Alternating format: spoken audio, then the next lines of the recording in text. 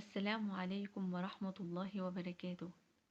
خليك فاكر، مش كل اللي جواك لازم يتقال، ومش كل حاجة تستاهل تشرحها.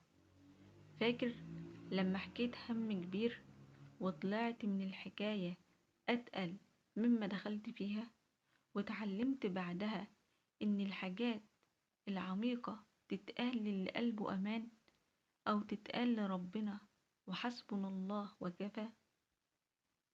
الكتمان مش ضعف ولا خوف، بالعكس أحيانا يكون علامة على النضج والحكمة.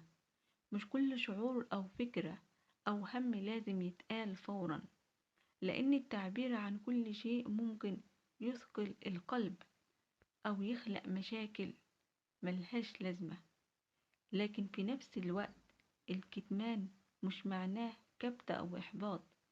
الكتمان لازم يكون متوازن، تحكي للي تثق فيه وقت الحاجة، تلجأ لربنا بالدعاء، تختار اللحظة المناسبة لأي حديث مهم. خليك فاكر، كل كلمة تختار عدم قولها اليوم ممكن تكون سبب راحة لقلبك بكرة. الكتمان أحيانا بيكون طريقك للسلام الداخلي وللحكمة في كل خطوة.